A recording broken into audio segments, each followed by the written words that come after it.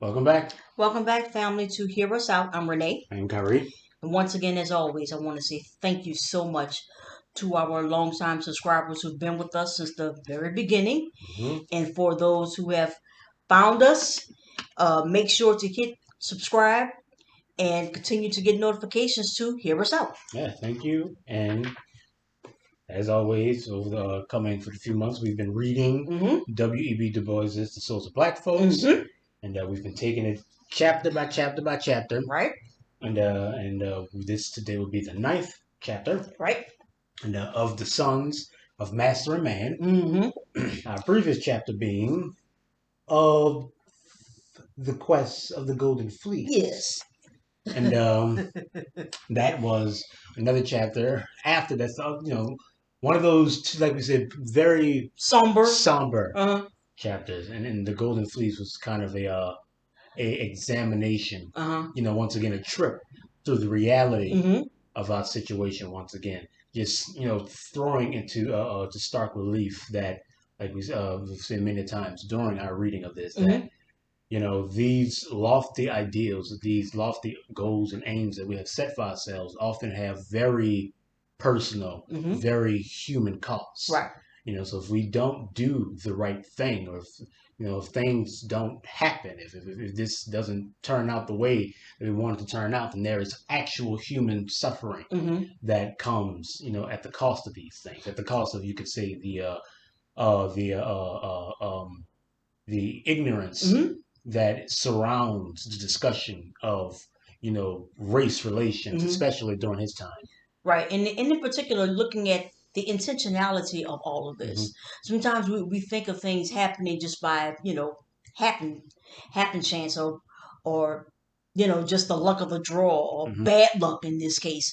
But in reading so far, these first nine chapters, we see that so much of this is intentional. Right.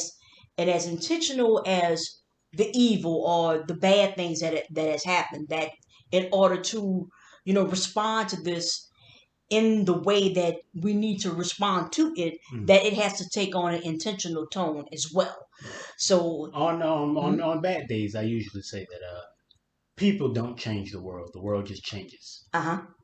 You know, and there's moments Hmm. when it's like I said, when you look at the futility of it all, and that it all seems so useless. You Hmm. say, what's the point of even trying? Hmm. It'll change or it won't, Right. type stuff.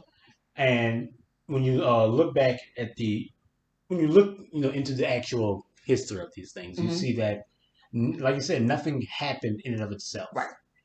All of these events, all of these things were contrived. They were created by, Hmm. human, striving, with intent, Hmm. and a lot of the consequences of these things, whether they be intentional or unintentional, Hmm. however you want to paint the picture, it happens because of us, Hmm. because of our actions, because of our doing, and there is a byproduct of that, Hmm. that leads someone like W.E.B. Du Bois to create a work like The Hmm. Souls of Black Folks, throwing into stark relief the actual cost of these Hmm. things, and we've been like we've been reading, especially in these last few chapters, but pretty much throughout the entire book. Hmm. It has been, like I said, a very honest, Yeah. very sobering look at what it is that we are dealing with, and it reverberates even to this day, Hmm. and that does not change Right. in this chapter that we read. Once again, we Yes, dive, another somber. yeah, we dive Yeah. into, another, like you said, another somber, another sobering look Hmm. at the reality. But this one kind of tackles, race relations in the South, the relationship, like I said, of the sons of master and man, Hmm. really, discussing the relationship between white and black people Hmm. in the South during Hmm. the time. Yeah. All right. So let's begin. Life treads on life and heart on heart. We press too close in church and mart to keep a dream or grave apart. The world-old phenomenon of the contact of diverse races of men is to have new exemplification during the new century.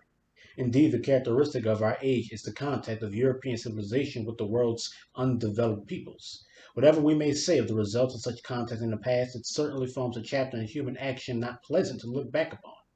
war, murder, slavery, extermination, and debauchery. This has again and again been the result of carrying civilization and the blessed gospel to the isles of the sea and the heathen without the law.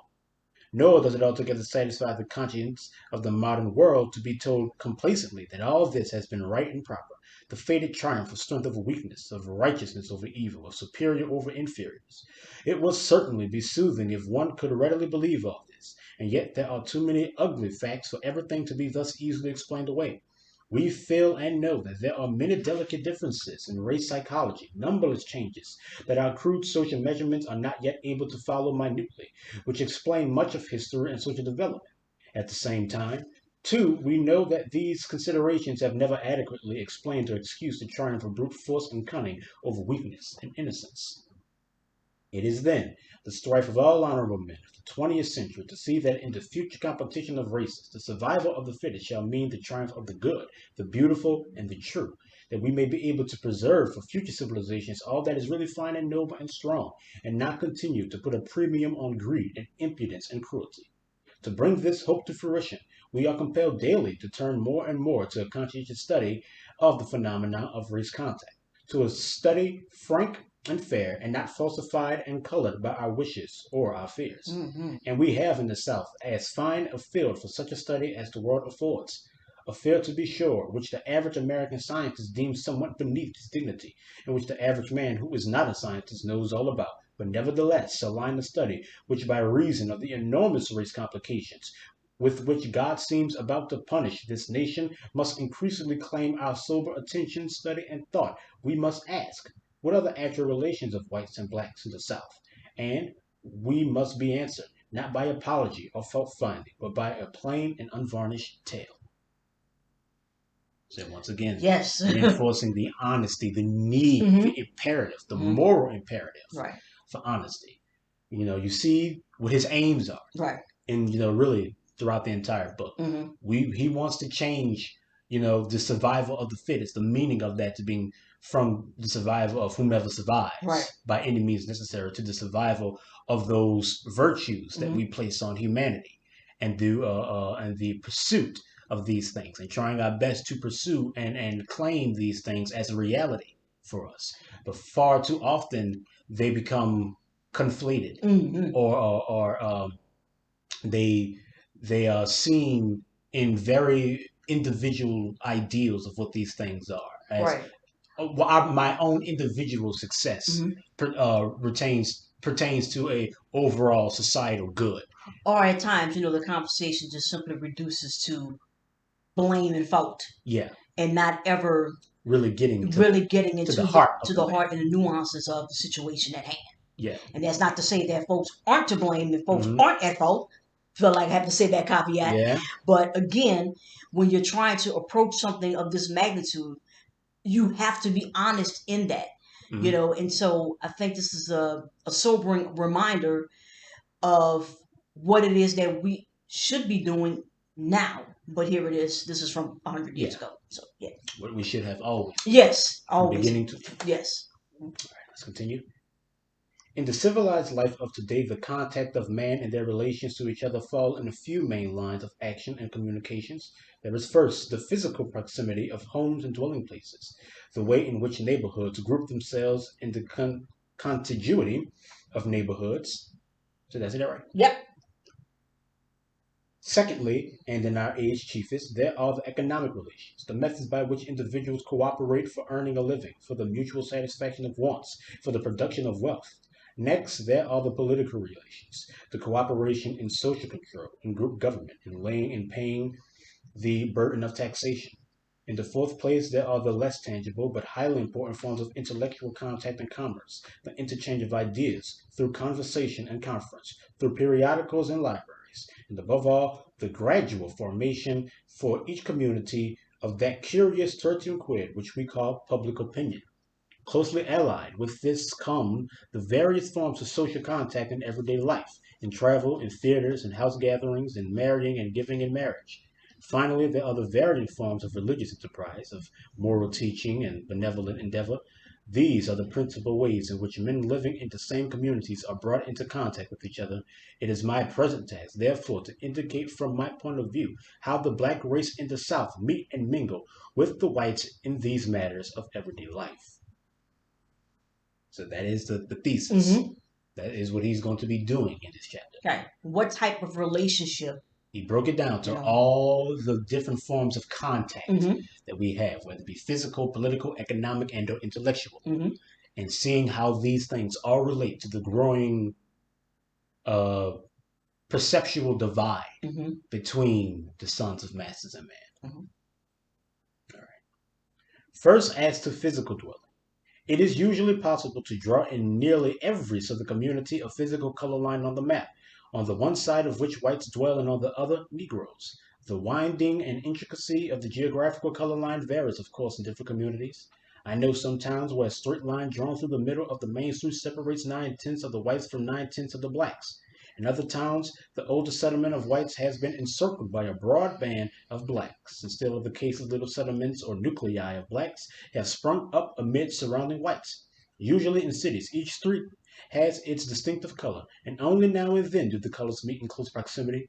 Even in the country, something of this segregation is manifest in the smaller areas, and of course in the larger phenomenon of the black belt. True to this day. Yes. All this segregation by color is largely independent of that natural clustering by social grades common to all communities. A Negro slum may be in dangerous proximity to a white residence quarter, while it is quite common to find a white slum planted in the heart of a respectable Negro district. Mm-hmm. One thing, however, seldom occurs. The best of the whites and the best of the Negroes almost never live in anything like close proximity. Correct. It thus happens that in nearly every southern town and city, both whites and blacks see commonly the worst of each other. This is a vast change from the situation in the past, when, through the close contact of master and house servant in the patriarchal big house, one found the best of both races in close contact and sympathy, while at the same time the squalor and dull round of toil among the field hands was removed from the sight and hearing of the family. One can easily see how a person who saw slavery thus from his father's parlance sees freedom on the streets of a great city fails to grasp or comprehend the whole of the new picture. On the other hand, the settled belief of the mass of the Negroes that the Southern white people do not have the black man's best interest at heart has been intensified in later years by this continual daily contact of the better class of blacks with the worst representatives of the white race.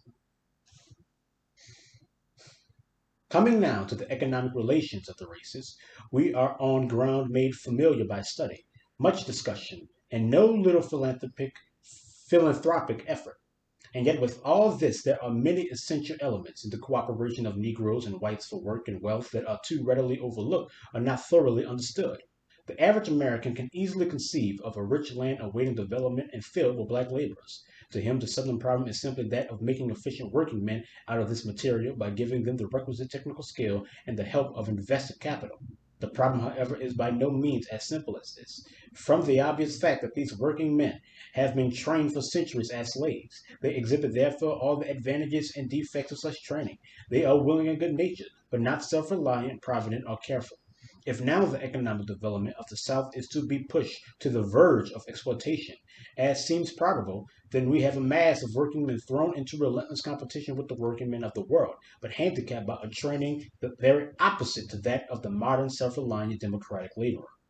What the black laborer needs is careful personal guidance, group leadership of men with hearts in their bosoms to train them to foresight, carefulness, and honesty. Nor does it require any fine-spun theories of racial differences to prove the necessity of such group training after the brains of the race have been knocked out by 250 years of assiduous education in submission, carelessness, and stealing. After emancipation, it was the plain duty of some one to assume this group leadership and training of the Negro laborer. I will not stop here to inquire whose duty it was, whether that of the white ex-master who had profited by unpaid toil, or the northern philanthropist whose persistence brought on the crisis, or the national government whose edict freed the bondman.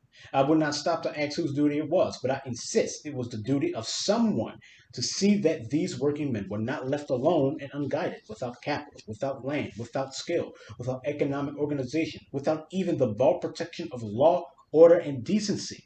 left in a great land, not to settle down to slow and careful internal development, but destined to be thrown almost immediately into relentless and sharp competition with the best of modern working men under an economic system where every participant is fighting for himself and too often utterly regardless of the rights or welfare of his neighbor, which is the point that we've touched on many Yes, many times. times, right? Yes. That, it isn't self-preservation, Mm-hmm. right? To choose yourself over your neighbor, it is ego. That's right. It is not martyrdom Mm-hmm. to choose your neighbor over yourself. It is ego. Mm-hmm. That the defining features of community is all of us working from the common basis of human decency and human respect toward the common goal of reaching that place where we can all truly stand as equals, Mm-hmm. you know, no matter where we are, no matter who we are. But too often, these things, as we see, in modern day, these things are seen from this cost analysis type thing, or just seen from this angle of, well, what about me and Mm-hmm. mine? What are, Mm-hmm. what are we going to have to pay? What are we going to have to do? Mm-hmm. What are we going to have to give? And you see, like you said, the genesis of this from the very beginning, that it's it's impossible to expect for us to be able to compete, quote unquote, when we have been given Nothing. nothing and not even a chance. We went from being slaves to being forced now to compete Mm-hmm. with people who have no idea, what it is to be a slave. Right. Not to And say that, they have been living in the lap of luxury. mm-hmm. No one's saying that. But the conditions in which they have been operating from are starkly different Different. from the conditions that we're operating from. Mm-hmm. There was no reprieve. There was no actual cultivating of, like I Mm-hmm. say, of people in the black community who can help to guide and move us. It was Mm-hmm. never that. It went right from slavery to how do we get these people to go to work? Mm-hmm. And now what we're expected to compete against people who have been, active participants in this system from the very beginning, who are now, like I say, who have been, say, without capital, That's right. without land, without skill, without economic organization, Mm-hmm. without even the bar protection of law, order, and decency. Mm-hmm. We aren't even being shown the decency, the human decency, to be given the slightest chance at being people before we even become workers or Right. any of these things. To Mm-hmm. truly, contextualize what has happened to us and what we need to become and all of these things. None of that. It was immediately slavery to Medicare. Mm-hmm. Now you're, working away, still doing the same because you've been free to nothing. You were Right. free to nothing, nothing but the same conditions that you were facing as a Mm-hmm. slave, Mm-hmm. and giving none of the opportunity to actually be a human being. Mm-hmm. You know, and it's like it's it's futile. Like we said before, it's futile. There's no winning that Mm-hmm. race. It's not set up for you to win. It's impossible. All right. For we must never forget that the economic system of the South today, which has succeeded the old regime, is not the same system as that of the old industrial North of England or of France, with their trade unions, their restrictive laws, their written and unwritten commercial customs, and their long experience. It is rather a copy of that England of the earlier 19th century, before the Factory Acts, the England that wrung pity from thinkers and fired the wrath of Carlyle. The rod of empire that passed from the hands of Southern gentlemen in 1865, partly by force, partly by their own petulance, has never returned to them. Rather, it has passed to those men who have come to take charge of the industrial exploitation of the New South. The sons of poor whites, fired with a new thirst for wealth and power, thrifty and avaricious Yankees, shrewd and unscrupulous Jews. Into the hands of these men the Southern laborers, white and black, have fallen, and this to their sorrow. For the laborers are such there is in these new captains of industry neither love nor hate, neither sympathy nor romance. It is a cold question of dollars and dividends. Under such a system, all labor is bound to suffer. Even the white laborers are not yet intelligent, thrifty, and well trained enough to maintain themselves against the powerful inroads of organized capital. The result among them, even, are long hours of toil, low wages, child labor, and a lack of protection against usury and cheating.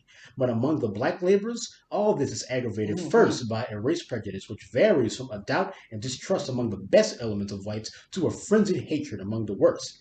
And secondly, it is aggravated, as I have said before, by the wretched economic heritage of the freed men from slavery. With this training, it is difficult for the freedman to learn to grasp the opportunities already open to him, and the new opportunities are seldom given him, but go by favor to the whites. Left by the best elements of the South with little protection or oversight, he has been made in law and custom the victim of the worst and most unscrupulous men in each community. The cropland system, which is depopulating the fields of the South, is not simply the result of shiftlessness on the part of Negroes, but is also the result of cunningly devised laws as to mortgages, liens, and misdemeanors, which can be made by conscienceless men to entrap and snare the unwary until escape is impossible, further tell a farce and protest a crime.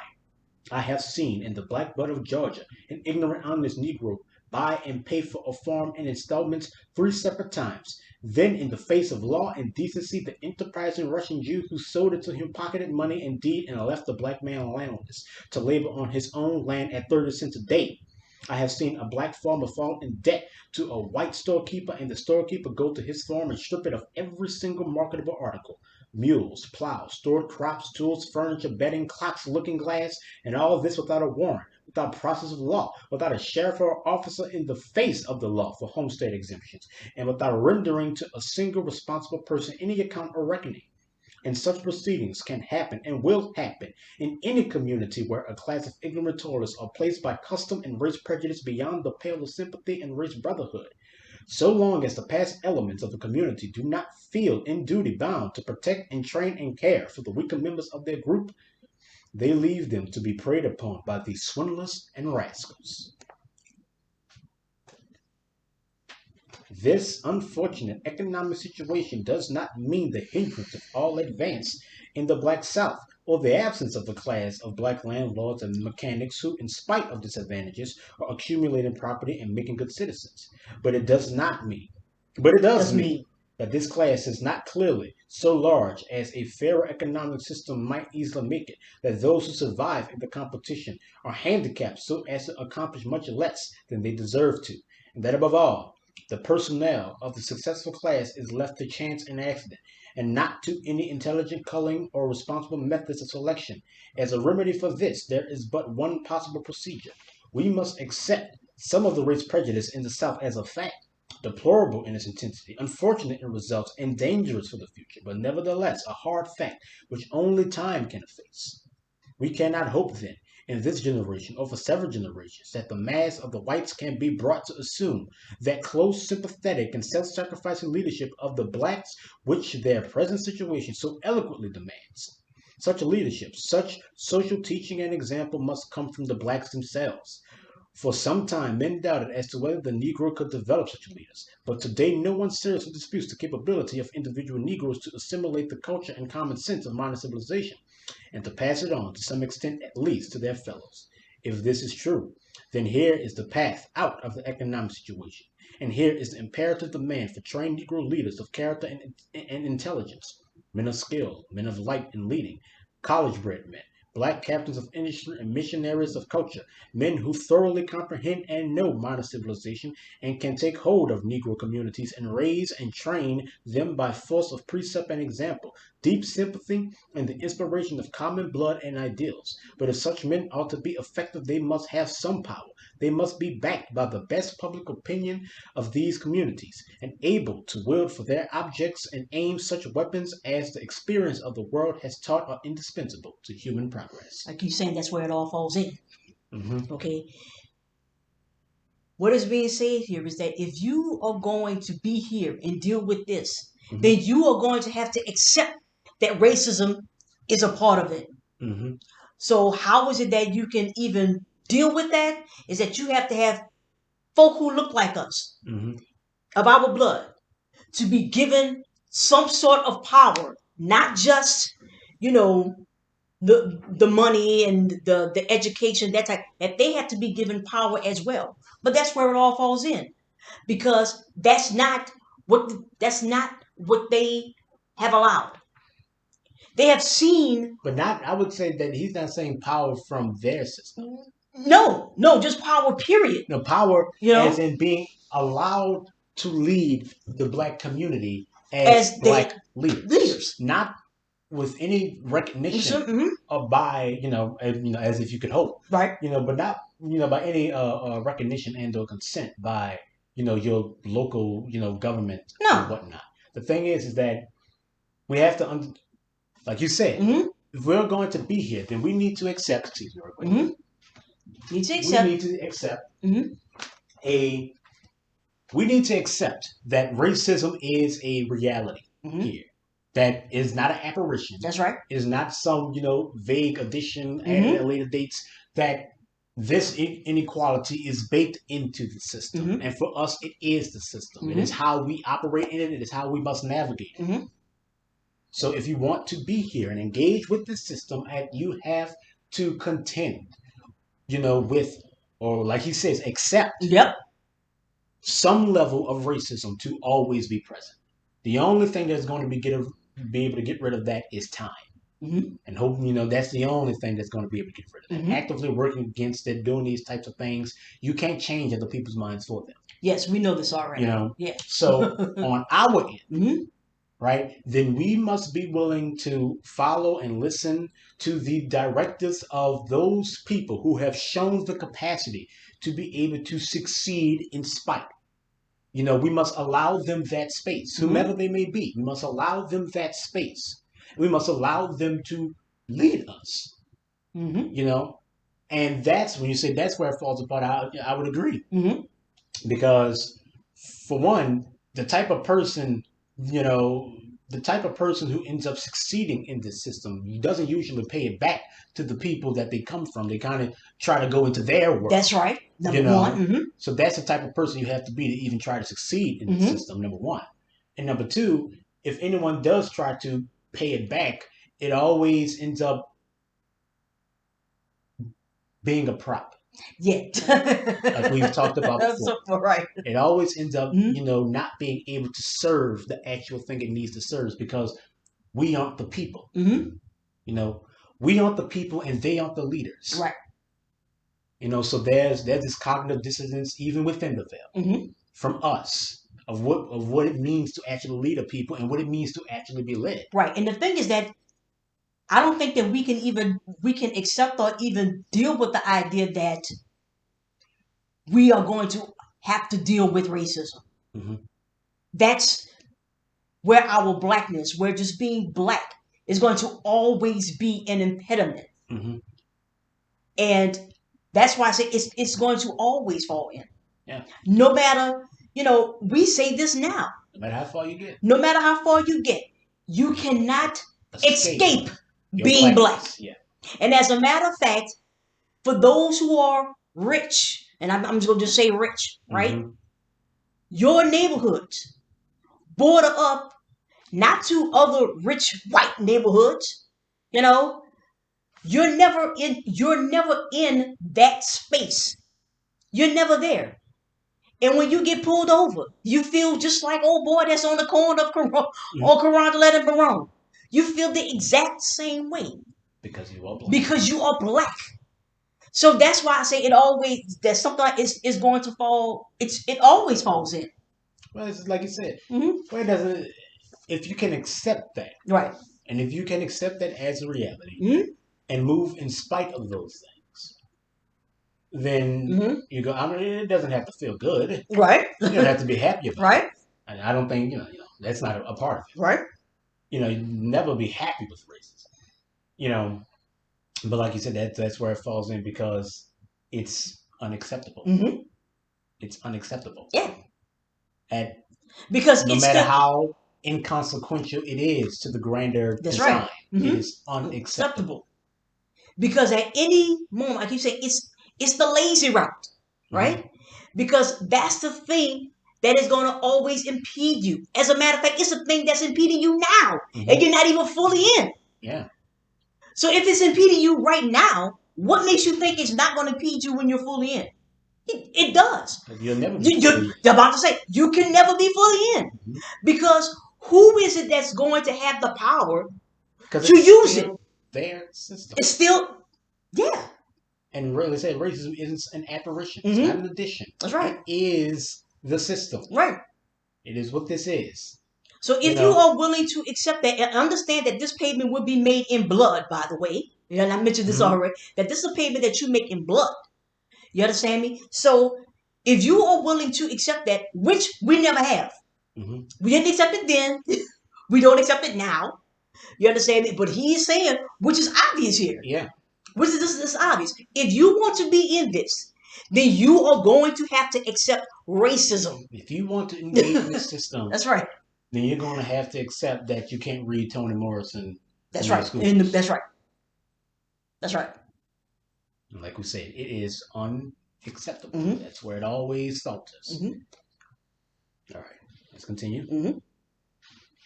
Of such weapons, the greatest perhaps in the modern world is the power of the ballot. And this brings me to a consideration of the third form of contact between whites and blacks in the South, political activity. In the attitude of the American mind toward Negro suffrage can be traced with unusual accuracy the prevailing conceptions of government. In the 50s, we were near enough the echoes of the French Revolution to believe pretty thoroughly in universal suffrage. We argued, as we thought then rather logically, that no social class was so good, so true, and so disinterested as to be trusted wholly with the political destiny of its neighbors. That in every state the best arbiters of their own welfare are the persons directly affected. Consequently, that it is only by arming every hand with the ballot, with the right to have a voice in the policy of the state, that the greatest good to the greatest number could be attained. To be sure, there were objections to these arguments, but we thought we had answered them tersely and convincingly. If some one complained of the ignorance of voters, we answered, educate them. If another complained of their venality, we replied, disenfranchise them or put them in jail. And finally, to the men who feared demagogues and the natural perversity of some human beings, we insisted that time and bitter experience would teach the most hard-headed.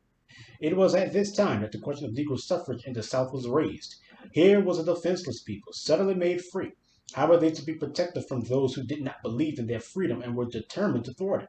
Not by force, said the North, not by government guardianship, said the South, then by the ballot, the sole and legitimate defense of a free people, said the common sense of the nation. No one thought at the time that the ex-slave could use the ballot intelligently or very effectively, but they did think that the possession of so great power by a great class in the nation would compel their fellows to educate this class to its intelligent use. Meantime, new thoughts came to the nation. The inevitable period of moral retrogression and political trickery that ever follows in the wake of war overtook us. So flagrant became the political scandals that reputable men began to leave politics alone, and politics consequently became disreputable. Men began to pride themselves on having nothing to do with their own government, and to agree tacitly with those who regard public office as a private prerequisite. In this state of mind, it became easy to wink at the suppression of the Negro vote in the South, and to advise self-respecting Negroes to leave politics entirely alone. The decent and reputable citizens of the North who neglected their own civic duties grew hilarious over the exaggerated importance with which the Negro regarded the franchise. Thus it easily happened that more and more of the better class of Negroes followed the advice from abroad and the pressure from home, and took no further interest in politics, leaving to the careless and the venial of their race the exercise of their rights as voters. The black vote that still remained was not trained and educated, but further debauched by open and unblushing bribery or force and fraud, until the Negro voter was thoroughly inoculated with the idea that politics was a method of private gain by disreputable means. I just want to stop right here, Mm-hmm. you know, and say that this is one of the points where I disagree with W.E.B. Du Bois. Mm-hmm. That we that we didn't need to be taught on Mm-hmm. how to intelligently use our vote. We didn't need to be taught that. Right. Just give us the right to To vote.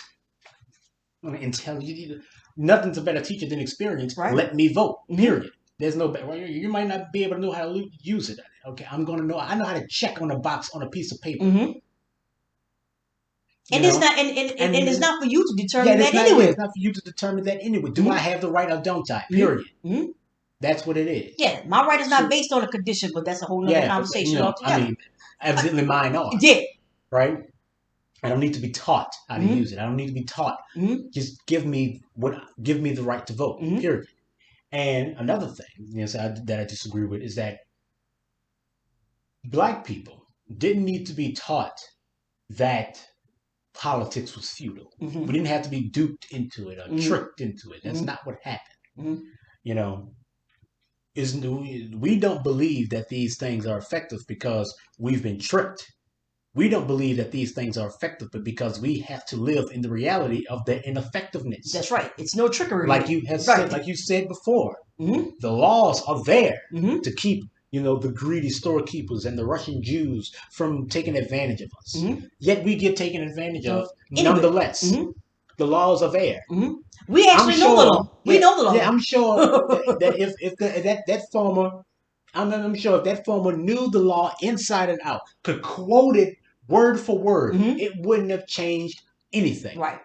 His property would have still been taken from him. Mm-hmm. His house, his furniture, everything would have still been taken from him. He would have still been, subject to usury, Mm-hmm. to these things. Why? Because it doesn't matter what the law says. They are going to do what they're going to do Mm-hmm. in spite of it. Mm-hmm. Like what they've always been doing. Just like Right. you said of us, that Mm-hmm. we are going to have to move in spite of. You can change the law as much as they want, as you want. They're going to move in In spite spite of of. for their own self Mm-hmm. interest. So it's not that we don't know or we do know. Oh yeah. We do know all too well how Yes. ineffective this is. Our Right. government didn't have to be made disreputable. It was always Always. Mm-hmm. disreputable. Anytime you have an honest person in office who honestly wants to do a good job, that's the exception. That is not Most the of the norm. time, Correct. Mm-hmm. those people who want to occupy those offices, who want to occupy those positions, are only looking to further their own aims. Mm-hmm. And their own aims usually come at the cost of the people whom they're meant to represent, Mm-hmm. whom they're meant to govern. That is the status quo of our government. That is the status quo of any government. Mm-hmm. Period. So we didn't need to be taught that it was useless. We have been shown its Mm-hmm. uselessness. And government was never reputable. It was Mm-hmm. always disreputable. The We fact know. that you could get That's people right. like Abraham Lincoln and stuff like that, Mm-hmm. whether you see them as reputable or not, those are exceptions. Mm-hmm. Period. Most of the time, you get Warren G. Harding and stuff like that. You don't know. So yeah, let's continue. Mm-hmm. And finally, now today, when we are awakening to the fact that the perpetuity Mm-hmm. of Republican institutions on this continent depends on the purification of the ballot, the civic training of voters, and the raising of voting to the plane of a solemn duty, which a patriotic citizen neglects to his peril and to the peril of his children's children. In this day, when we are striving for a renaissance of civic virtue, what are we going to say to the black voters of the South? Are we going to tell him still that politics is a disreputable and useless form of human activity? Are we going to induce the best class of Negroes to take less and less interest in government and to give up their right to take such an interest without a protest? I am not saying a word against our legitimate efforts to purge the ballot of ignorance, pauperism, and crime, but few have pretended that the present movement for disenfranchisement in the South is for such a purpose. Mm-hmm. It has been plainly and frankly declared in nearly every case that the object of the disenfranchising laws is the elimination of the black man from politics. That's right. Whether you know the law or not. Yeah. So yeah. And like he said before, Mm-hmm. like we've said before, Right. we're not saying not to vote. Mm-hmm. We're not saying don't engage in these things. Like he said, out of sheer self-defense, Yes.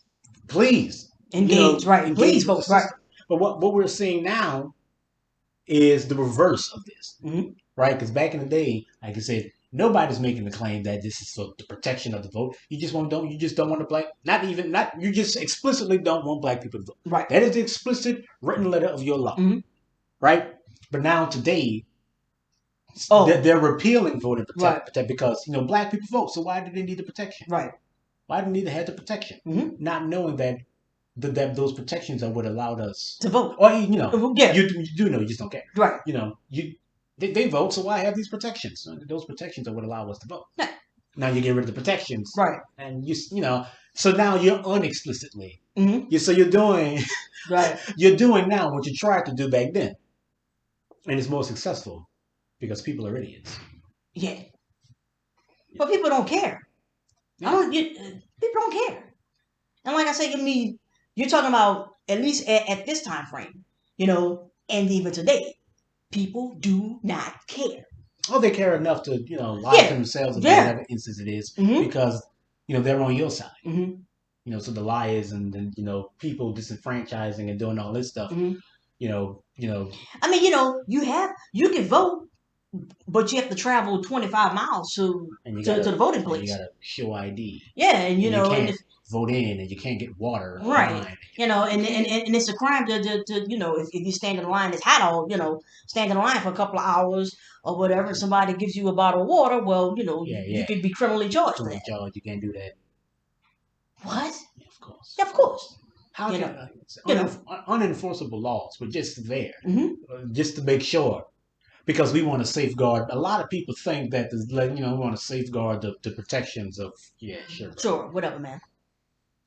The overlay for the underplay. Hmm. But it's not even that. You're not being slick. Yeah, I mean it's It's obvious. not even slick. Yes. Like it's blatantly obvious. But Mhm. yeah. All right. Now, is this a minor matter which has no influence on the main question of the industrial and intellectual development of the Negro? Can we establish a mass of black laborers and artisans and landholders in the South who, by law and public opinion, have absolutely no voice in shaping the laws under which they live and work? Can the modern organization of industry, assuming as it does free democratic government and the power and ability of the laboring classes to compel respect for their welfare, can this system be carried out in the South when half its laboring force is voiceless in the public councils and powerless in its own defense? Today, the black man of the South has almost nothing to say as to how much he shall be taxed, or how those taxes shall be expended, as to who shall execute the laws and how they shall do it, as to who shall make the laws and how they shall be made. It is pitiable that frantic efforts must be made at critical times to get lawmakers in some states even to listen to the respectful presentation of the black man's side of a current controversy. Daily, the Negro is coming more and more to look upon law and justice not as protecting safeguards, but as sources of humiliation and oppression. The Hmm. laws are made by men who have little interest in him. They are executed by men who have absolutely no motive for treating the black people with courtesy or consideration. And finally, the accused lawbreaker is tried not by his peers, but too often by men who would rather punish 10 innocent Negroes than let one guilty one escape. Like we Whatever. said, Yeah, I mean, that's jury of we've said that many times. you know, Jury of your peers, but you hmm look at a bunch of white faces. you know, and this idea of separate and coming together for the mutual progress. How? When you have literally no You voice have no in voice. shaping that quote unquote mutual Dual progress. progress. All right. Hmm. I should be the last one to deny the patent weaknesses and shortcomings of the Negro people. Hmm. I should be the last to withhold sympathy for the white South in its efforts to solve its intricate social problems. I freely acknowledge that it is possible and sometimes best that a partially undeveloped people should be ruled by the best of their stronger and better neighbors for their own good until such time as they can start and fight the world's battles alone. I vehemently disagree. Well, of course, and as a matter of fact, I actually think But like I said, I can here, understand. I get it's like you know Like I I said, know where you're going with this, I understand. I understand that right? you're trying to build that bridge Hmm. between the two races. So Hmm. you're trying to come from a place of understanding. Hmm. And like I understand their plight. And to an extent I understand it as well. Hmm. You know, it's easy, like I said, he's like in the ferment of it. I've Right, never had to live right. under Jim Crow or any of Hmm. these things. I've never had to live with that. He is living in like in the ferment of these things. So Hmm. these things are being implemented, Hmm. they're really being implemented, Hmm. and it won't be for another 60 years until they're I guess done away Yeah, with, yeah. In right? quotation marks, right? Yeah, and so he's really in the and he is trying to build that place where Hmm. there can be this mutual recognition and reciprocity between whites and blacks. He's trying to build that intellectual Right. space, trying to build that bridge. So yeah, you can somewhat sympathize with the mindset that we ought to be led by our betters, and we Hmm. ought to be we've never really taken part in the system, so Hmm. maybe we should follow their lead to some extent. I can Hmm. understand Hmm. saying Where that comes from. that. Hmm. I can I Hmm. can Know where understand that where that comes from. comes from. Hmm. But but Hmm. um no, there is no we need to be led Yeah, we need to there's have no some apprenticeship hardships in here this. Yeah, just give to it this. to That's right. us. Just give it and leave it alone. But like I said, I understand where you're coming from here. You're talking about the people who's like technically one generation removed. So yeah, so Yeah, like I said, I understand where you're coming some from. things may have to be fostered or whatever. But the thing is that process is This even yeah, handicapped. this That's the problem. fostering that movement in us does not mean you know a robbing of agency. Right. And I don't You think know, a he's talking loss of about that either. leadership. Right. I don't Yeah. think that's what he's saying Mm-hmm. at all. But that's the form it comes in. Yeah. Well, It's well, like yes. in modern, like today when Haiti was like when the president got assassinated and all this stuff started Mm-hmm. happening, and they wanted like American aid, but they literally, we just want Right. aid. Right. Don't be Don't coming come in with with your armies. don't come Don't with your do. We just military. want like help. Right. It's like cursory little help. Yes. Don't Yeah. occupy our country, please. Right. You know, it's the same thing. The Here. same Right. thing. So you see all of the Mm-hmm. the things that he's not saying. Mm-hmm. All the other stop gaps. Right. Like where he's not saying that we don't want you to occupy us. Right. Don't come and don't do that. Right. Don't do that from your patriarchal view and trying Right. to no. Mm-hmm. Just if you're going to help us, help us. Right. And we're not saying we don't need help. Help. Right. But help us. Yeah. Don't rob us Don't of yes. Don't agency tell us what to do. and power. Right. Yeah. Exactly. Right. But yeah, okay. Mm-hmm. So here we go. I have already pointed out how sorely in need of such economic and spiritual guidance the emancipated Negro was, and I am quite willing to admit that if the representatives of the best white Southern public opinion were the ruling and guiding powers in the South today, the conditions indicated would be fairly well fulfilled. But the point I have insisted upon, and now emphasize again, is that the best opinion of the South today is not the ruling opinion. That to leave the Negro helpless and without a battle today is to leave him not to the guidance of the best, but rather to the exploitation and debauchement of the worst. That this is no truer of the South than of the North than of Europe, in any land, in any country, under modern free competition, to lay any class of weak and despised people, be they white, black, or blue, at the political mercy of their stronger, richer, and more resourceful fellows. It is a temptation which human nature seldom has withstood and seldom will withstand. Moreover, the political status of the Negro in the South is closely connected with the question of Negro crime. There can be no doubt that crime among Negroes has sensibly increased in the last 30 years, and that there has appeared in the slums of great cities a distinct criminal class among the blacks. In explaining this unfortunate development, we must note two things. One, that the inevitable result of emancipation was to increase crime and criminals. Thank you. And two, that the police system of the South was primarily designed to control slaves. Mm-hmm. As to the first point, we must not forget that under a strict slave system there can scarcely be such a thing as crime.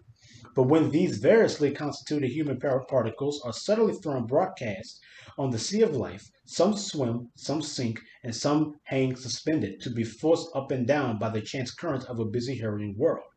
So great an economic and social revolution has swept the South in '63 meant a weeding out among the Negroes of the incompetents and vicious, the beginning of a differentiation of social grades. And a rising group of people are not lifted bodily from the ground like an inert solid mass, but rather stretched upward like a living plant with its roots still clinging in the mold.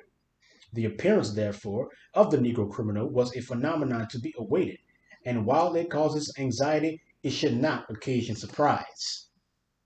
I mean, that's pretty much self-explanatory here. You planted these black people, these black seeds in the soil of crime. Yeah. That's what you did. What do you expect to? What do you expect to And come? then gave them nothing to Nothing. turn to but what they already knew. Right. And at the time, see, when they were enslaved, see, it wasn't a crime. It couldn't be a crime. It couldn't be a crime They were because slaves. because they were slaves. The only crime they could commit is trying to be free. Free. But now that they're quote unquote free, Mm-hmm. now these same acts, Not these same acts. are crimes. are crimes.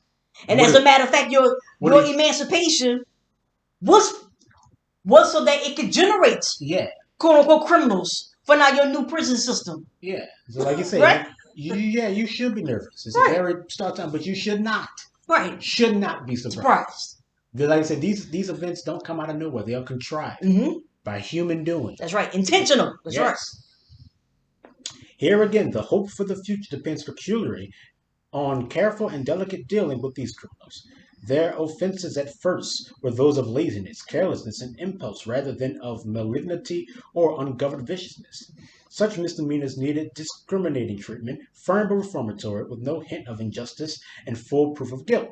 For such dealing with criminals, white or black, the South had no machinery, no adequate jails or reformatories. Its police system was arranged to deal with blacks alone, and tacitly assumed that every white man was ipso facto a member of that police. Whew. Thus grew up a double system of justice, which erred on the white side by undue leniency and the practical immunity of red-handed criminals, and erred on the black side by undue severity, injustice, and lack of discrimination. For, as I have said, the police system of the South was originally designed to keep track of all Negroes, not simply of criminals. And when the Negroes were freed and the whole South was convinced of the impossibility of free Negro labor, the first and almost universal device was to use the courts as a means of re enslaving the blacks. It was not then a question of crime, but rather one of color that settled a man's convictions on almost any charge. Thus, Negroes came to look upon courts as instruments of injustice and oppression And upon upon those those convicted convicted. in them as martyrs and victims. That's what you still have today. That's Mhm. literally what you have today. The exact There same can thing. be no real justice This when your criminal justice system has been levied against against you, us to, right? to reinforce Force. the oppression that you face every single day. When now the real Negro criminal appeared, and instead of petty stealing and vagrancy, we began to have highway robbery, burglary, murder, and rape. There was a curious effect on both sides, the color line. The Negroes refused to believe the evidence of white witnesses or the fairness of white juries, so that the greatest deterrent to crime, the public opinion of one's own social caste, was lost, and the criminal was looked upon as crucified rather than hanged. Mm-hmm. On the other hand, the whites, used to being careless as to the guilt or innocence of accused Negroes, were swept in moments of passion beyond law, reason, and decency. Such a situation is bound to increase crime, and has increased it. To natural viciousness and vagrancy are being daily added motives of revolt and revenge, which stir up all the latent savagery of both races and make peaceful attention to economic development often impossible. Once again, intentional. There can be no peace when you criminalize a person's being. Or can they be anything other than criminals? Mm-hmm. And not to mention, like, so you shooting people for nothing, Mm-hmm. for being black. Right. So is feeding both of our worst ideas and both of our worst passions about one another. See, at first, like these small, the quote unquote misdemeanors, right? The Mm-hmm. laziness and shiftlessness. What did you do? You give them 25 life for Mm-hmm. that. You understand what I'm saying? Now, with the actual Actual real crimes, crimes. now y'all just balling out of control. Y'all just, what up? Now you just lynching anybody. Yeah, For exactly. anything. For anything. For being black. But the chief problem in any community cursed with crime is not the punishment of the criminals, but the preventing of the young from being trained to crime. And here again, the peculiar conditions of the South have prevented proper precautions. I have seen 12-year-old boys working in chains on the public streets of Atlanta directly in front of the schools in company with old and hardened criminals. And this indiscriminate mingling of men and women and children makes the chain gangs perfect schools of crime and debauchery. The struggle for reformatories, which has gone on in Virginia, Georgia, and other states, is the one encouraging sign of the awakening of some communities to the suicidal results of this policy. It is a debate and argument Mm-hmm. that is still going on to On to this this day. very Mm-hmm. day. Should we be more punitive or more reformative? Mm-hmm. And I mean, one side has, like, we have all these things that show that if you know give people the opportunity Mm-hmm. to do better, more than likely they're going to do better. Yeah, but when you increase these books, in these penitentiaries, And it's actually cheaper and it's yeah, in the long but run there's to a do that. chance they're gonna read the books and they can become like I don't know Malcolm X around here. So Or they, they, you don't they want might that. they might hide drugs in the books because they're just criminals, so they might try to give each other severe paper cuts and stuff like that. We can't train them; they're Yeah, criminals. What are you right. doing? You know, and if they start Just reading kill it, them. yeah, they start reading and stuff, they might come out and Who next thing knows you what know they're that going to do? yeah they But might they become start these great reading. leaders and stuff. Oh my It's, God, right? what's the point? They're just going to be criminals again. Well, Make yourself recriminalized. You can't yeah, do that. yeah, They're of going to course. use that system to perpetuate their own criminality. Let's just kill them. Oh boy. It is the public schools, however, which can be made outside the homes, the greatest means of training decent, self-respecting citizens. We have been so hotly engaged recently in discussing trade schools and the higher education that the pitiable plight of the public school system in the South has almost dropped from view. Of every $5 spent for public education in the state of Georgia, the white schools get $4 and the Negro $1. And even then, the white public school system, save in the cities, is bad and cries for reform. If this is true of the whites, what of the blacks? I am becoming more and more convinced as I look upon the system of common school training in the school that the national government must soon step in and aid popular education in some way. To do it Today. today, it has been only by the most strenuous efforts on the part of the thinking men of the South that the Negro share of the school fund has not been cut down to a pittance in some half-dozen states. And that movement not only is not dead, but in many communities is gaining strength. What in the name of reason does this nation expect of a people poorly trained and hard pressed in severe economic competition, without political rights, and with ludicrously inadequate common school facilities? What can it expect but crime and listlessness, offset here and there by the dogged struggles of the fortunate and more determined who are themselves buoyed by the hope that in due time the country will come to its senses? I have thus far sought to make clear the physical, economic, and political relations of the Negroes and whites in the South. I have conceived them, including, for the reasons set forth, crime and education. But after all that has been said on these more tangible matters of human contact, there still remains a part essential to a proper description of the South, which is difficult to describe or fix in terms easily understood by strangers. It is, in fine, the atmosphere of the land, the thought and feeling, the thousand and one little actions which go to make up life. In any community or nation, it is these little things which are most elusive to the grasp and yet most essential to any clear conception of the group life taken as a whole. What is thus true of all communities is peculiarly true of the South, where outside of written history and outside of printed law, there has been going on for a generation as deep a storm and stress of human souls, as intense a ferment of feeling, as intricate a writhing of spirit as ever a people experienced. Within and without the somber veil of color, vast social forces have been at work. Efforts for human betterment, movements toward disintegration and despair, tragedies and comedies in social and economic life, and the swaying and lifting and sinking of human hearts, which have made this land a land of mingled sorrow and joy, of change and excitement and unrest. The center of the spiritual turmoil has ever been the millions of black freedmen and their sons, whose destiny is so faithfully bound up with that of the nation. And yet the casual observer visiting the South sees at first little of this. He notes the growing frequency of dark faces as he rides along, but otherwise the days slip lazily on. The sun shines, and this little world seems as happy and contented as other worlds he has visited.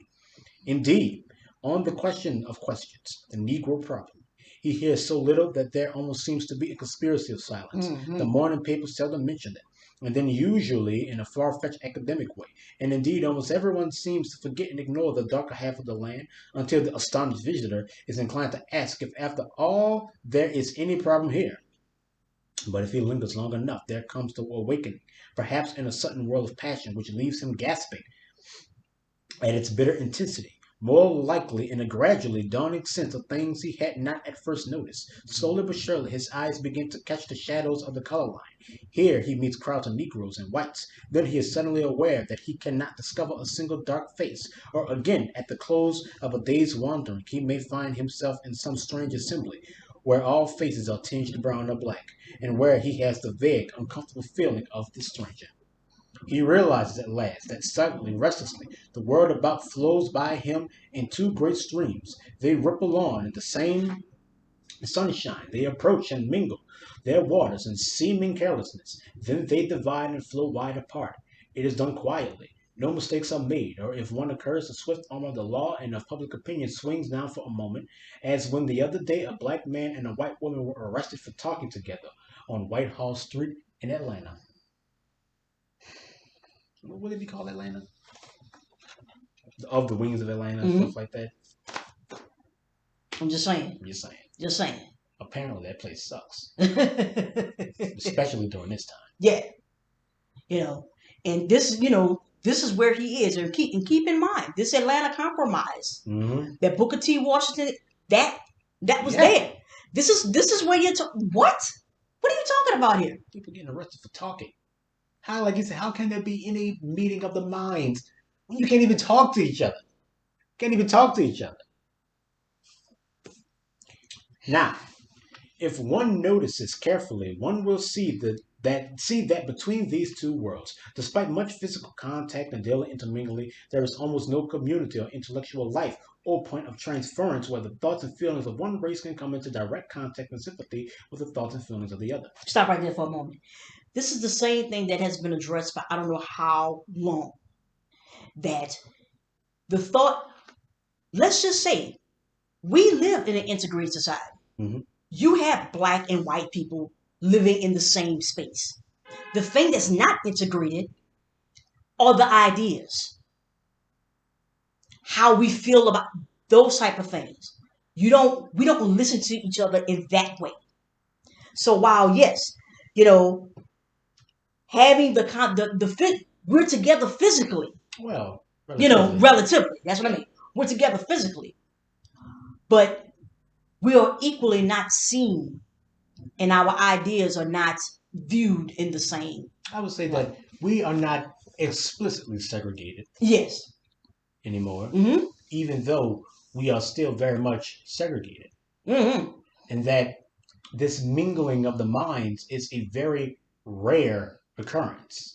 Mainly Rare. because there is no instance where we truly get to be together Yeah. outside of, the court of law Yeah. and where these instances where minds have already been made up. Mm-hmm.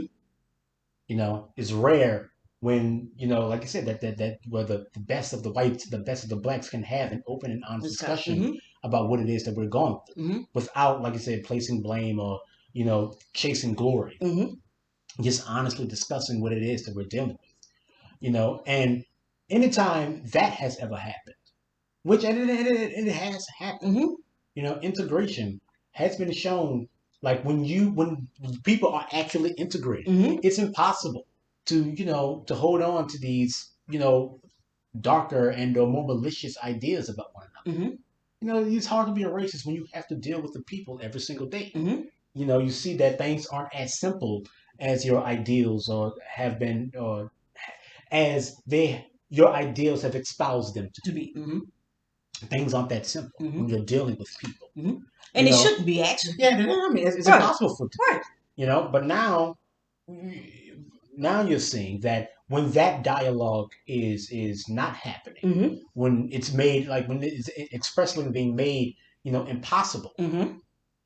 Back then and even now, like right. the critical race theory thing that we've touched on many times, you know, when those things are being made impossible, where there can be no real mingling of these two ideals, then you're always going to be existing in that echo chamber, and you're only ever going to see the worst of one another. Or you're only going to be able to see the worst in one another. Like we said it before, all I can see is the privilege, all you can see is the oppression. So yeah, I just want. So yeah, where because sympathy with the thoughts and feelings of the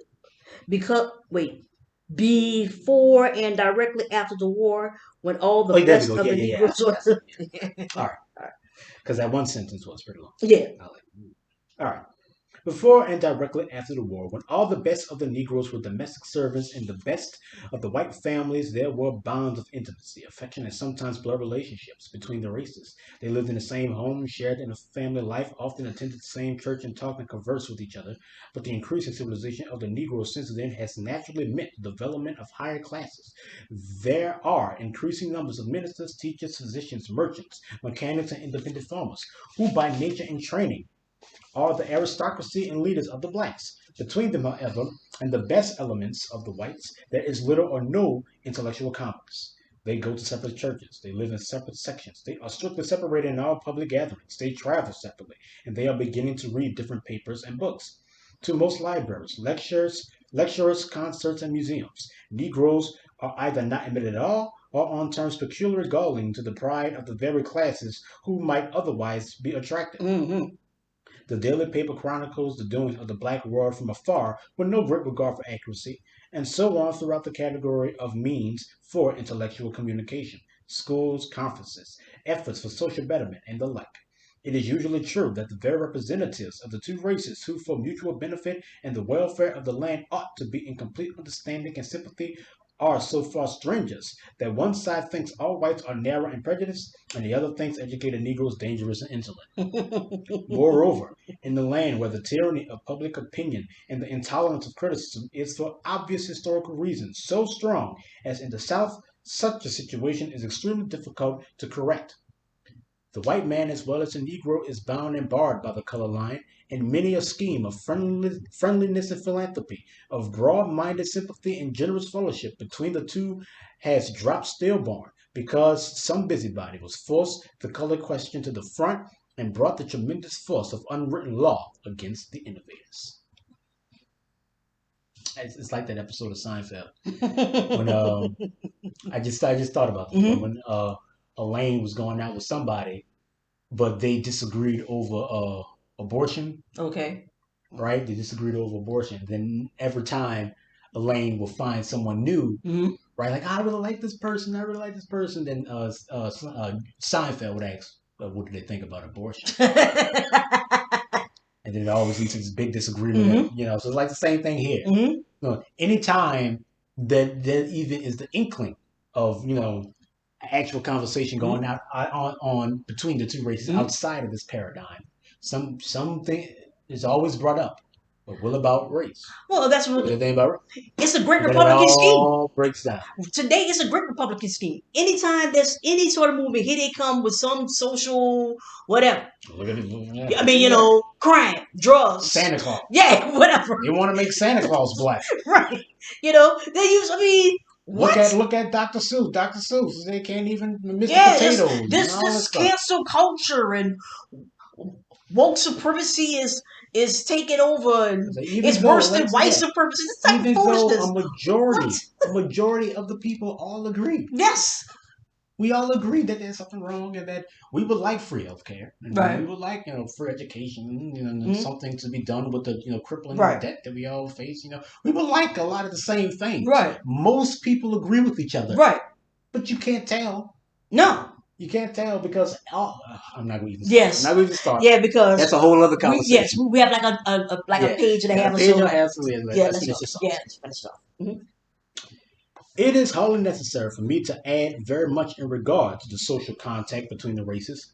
Nothing has come to replace that finer sympathy and love between some masters and house servants, which the radical and more uncompromising drawing of the color line in recent years has caused almost completely to disappear.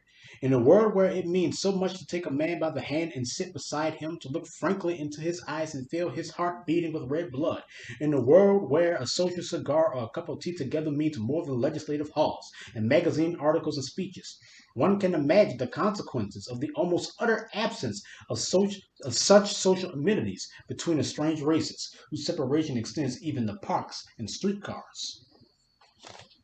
Here there can be none of that social going down to the people, the opening of heart and hand of the best to the worst, in generous acknowledgment of a common humanity and a common destiny. On the other hand, in matters of simple almsgiving, where there can be no question of social contact in the succor of the aged and sick, no, wait, Yeah, and you're the right. aged and sick, the South, Hmm.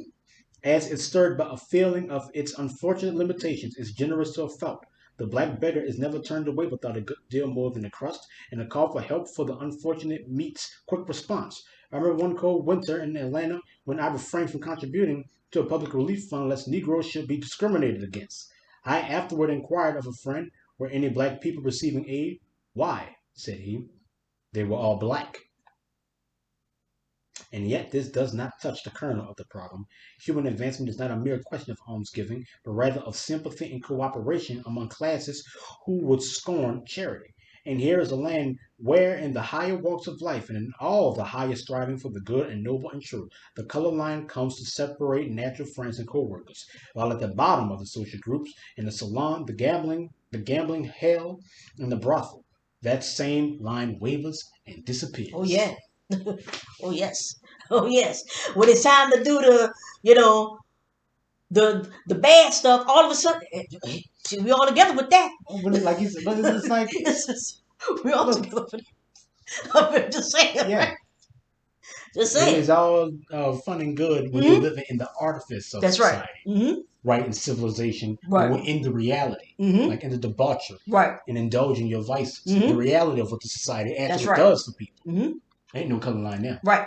But all of a sudden, when it's time to be But when it's time compassionate, to, you know, you know, ride on a bus, to ride right. on a streetcar, to go Mm-hmm. to a park, Right. and All to of a be sudden, given aid, all of a yes. sudden I'm black again, Yes. and you're white. All of a sudden we can't trust each other. We can't do anything. Hmm. But I saw you in that brothel. But Mm-hmm. I'm not gonna say nothing. Though. I'm not gonna say Yeah, I was there too. nothing. I have sought to paint an average picture of real relations between the sons of masses and man in the South. I have not glossed over matters for policy's sake, for I fear we have already gone too far in that sort of thing. On the other hand, I have sincerely sought to let no unfair exaggerations creep in.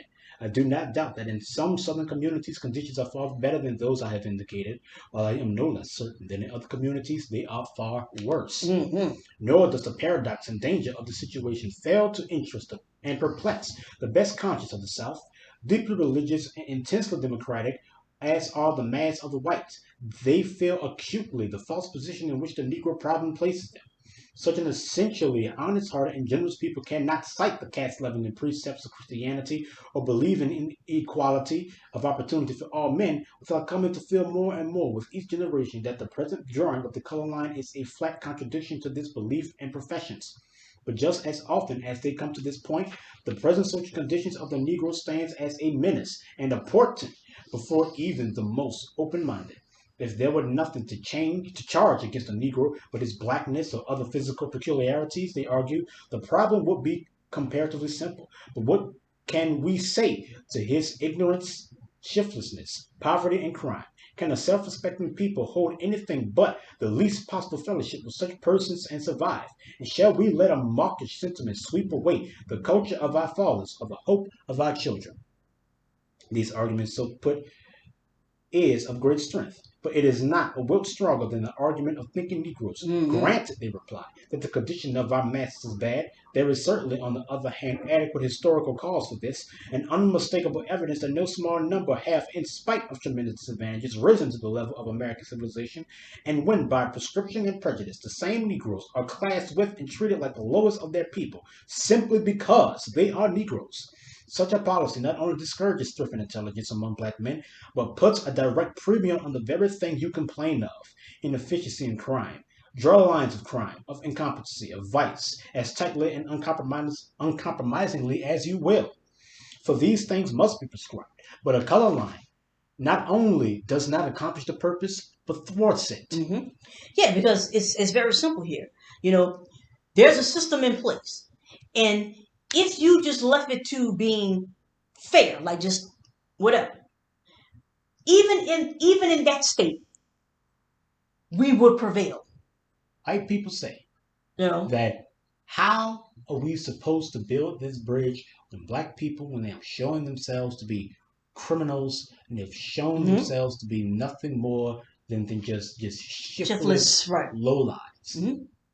Black people say that number one, when a black person shows themselves to not be criminals and Mm-hmm. shiftless lowlives, they are still treated like criminals and shiftless Mm-hmm. lowlives. And number two, the very thing that you prescribe to get rid of these things by creating this color line Mm-hmm. is creating Eating that shiftlessness, shiftlessness. Mm-hmm. is creating that criminality, is creating those low lies. So if you were really about the business of getting rid of this thing, Then you would get rid of it, right? you would get rid of that color Come line. on. But the very system that you are protecting is creating that environment. Mm-hmm. The very mindset that you are defending is the very thing that creates that situation for us Mm-hmm. both. Right. So you're not willing to get rid of the system. Mm-hmm. So we can be nothing more than criminals and lowlives. And Mm-hmm. even when by miracle we escape that condition, we're still treated like we're criminals and lowlives. Right. So hey, what do you want it to be? Right.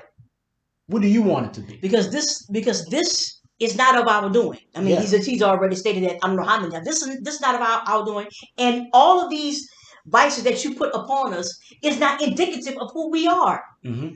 You understand me? However, if you were to leave it to be fair, you know, then we can see. Then we can see what we're actually made of. Okay, but we already know that when you do that, But what you do you have do? The given color line, us the no racism. choice. You have given us no other option but to be criminals. Mm-hmm. And it's the same thing to this very Very day. day. You've given us no other option. No one is saying that we're blameless. Right. That we're blameless for the criminal elements in our neighborhoods. But they don't come out of nowhere, and they sure as hell don't just come from us. Right. Naturally. These events are contrived. Right. By your That's right. hands, That's right. by the system you are create. protecting. That's right. By the system you engage in, that we have no other choice but to exist in. Right. Your hands are stained by this even more. I'm not going to even place blame that. We're all stained by this. And we're all contributing to this squalor. So if you say that they're criminals, then why are they criminals? Right. Why are they there? This doesn't come out of nowhere. Right. And we already know what it takes to get rid of that, but you don't want to do that. But you don't want to do that. But you don't want to do it. Because it's too high a cost. Right. We going to have to pay. And what about my family? Right. So there you go. So, hey. So here we are. In the face of two such arguments, the future of the South depends on the ability of the representatives of these opposing views to see and appreciate and sympathize with each other's positions. For the Negro to realize more deeply than he does at present the need of uplifting the masses of his people. For the white people to realize more vividly than they have yet done the deadening and disastrous effects of a color prejudice that classes Phyllis Wheatley and Sam Hose in the same despised class. It is not enough for the Negroes to declare that color prejudice is the sole cause of their social conditions, nor for the white South to reply that their social condition is the main cause of prejudice. They both act as reciprocal cause and effect, and a change in neither alone will bring the desired effect. Both must change, or neither can improve to any great extent. The Negro cannot stand the present reactionary tendencies and unreasoning drawing of the color line indefinitely without discouragement and retrogression.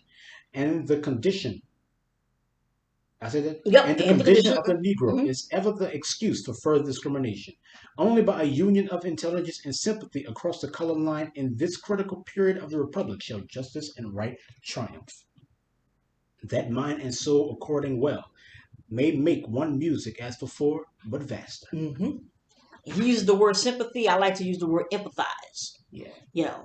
They both practically the same thing. Yeah, but so look, like he said, look,